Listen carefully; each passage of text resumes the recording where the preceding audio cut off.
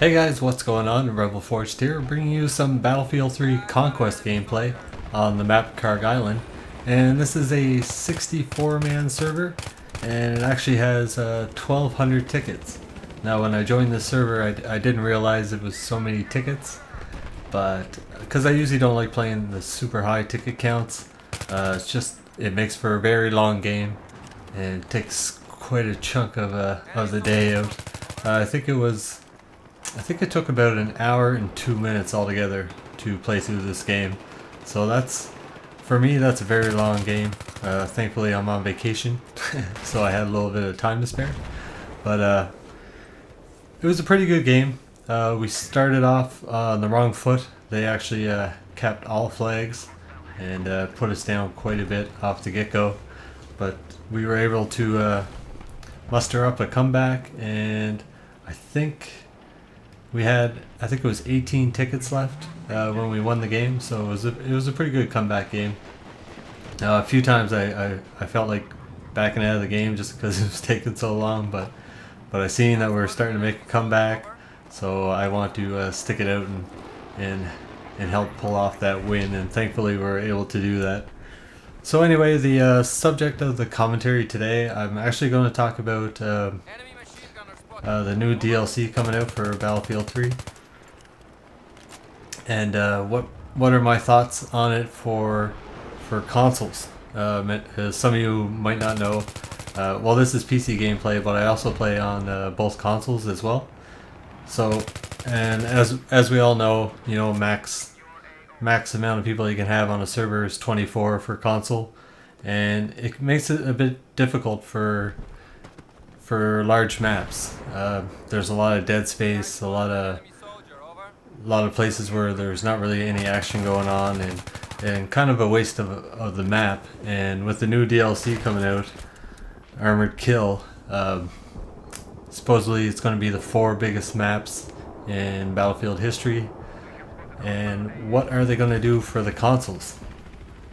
We're all kind of wondering what's going to happen with the map sizes. Are they going to be reduced a bit to fit for the consoles? And I'm pretty sure they're going to do that, because I don't know, they're you know, some of these maps like Karg Island are too big as it is for a console, and it can, when you factor in the people that get into the tanks, people that get into the jets, the choppers, it doesn't really leave many people for infantry. So, you know, the gameplay can be kind of slow at times, and I like to play infantry myself. I'm not a big vehicle guy, so when I play on a big map like this here, I like to stick between these two flags, C and D, and try to control those two, just because they're close together and it's more infantry based. And every once in a while, you know, you get your tanks rolling in and stuff like that. But, you know, to be capping D, and then for PC it actually has a B flag that's not on the console, but to take off running for the B flag is quite a trip. So it's not too bad with 64-man server, because there's action going on everywhere. And but for 24-man, to make the long trek over to E or A, if you want to cap all flags, it's a long haul, and it can leave a lot of dead space in the gameplay. So I tend to stay away from these kind of maps when I'm playing console, and try to stick to the smaller ones, just because there's more action going on. It's what I prefer, and I know a lot of people do prefer that. A lot of people that I've talked to and stuff. So with Armored Kill coming with some of the biggest maps, you know, we're all interested in seeing what DICE is going to do for the map sizes for console. How is it going to adapt to the console? And I know for PC, I'll probably be playing mostly 64-man servers, just so there's action going on everywhere. Normally I don't join the 64-man server. Either a 32 or 48 is pretty good for me. But every once in a while, if it's a big map and I know I'm going to do a lot of running around, I'll actually search for the 64-man server, just so there's more going on. So I'm very interested to see what's going to happen with the consoles, what the map sizes are going to be. You know, the map design will probably be the same layout, and just the boundaries a bit smaller. I'm assuming that's what they're going to do.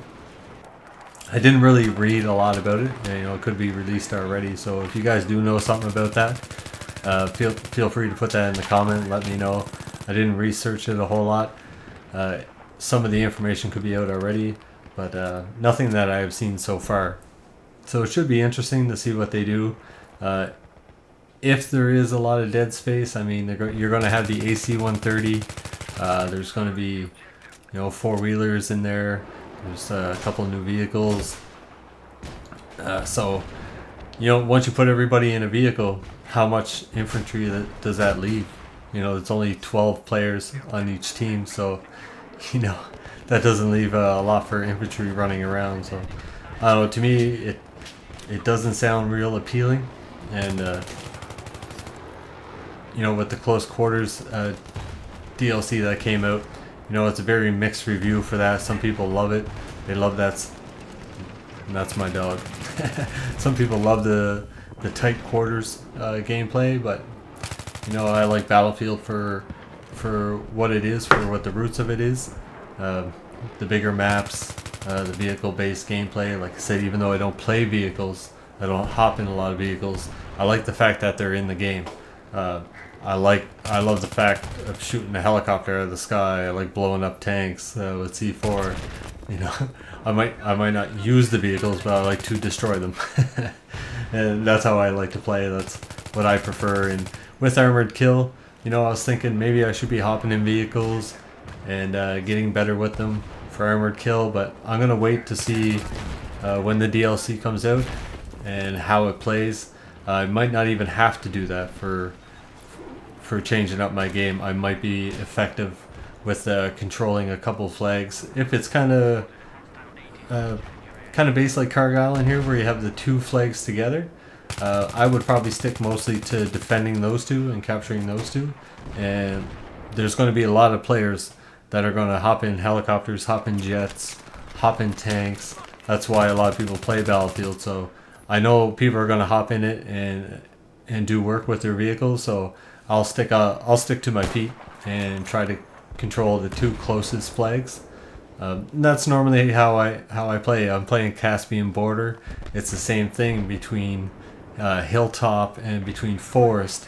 Those are the 2 points that I mostly focus my game, just because I'm an infantry based player.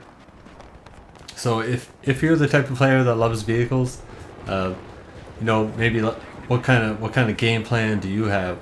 You know, how do you expect to play the game? Is that something you want to do?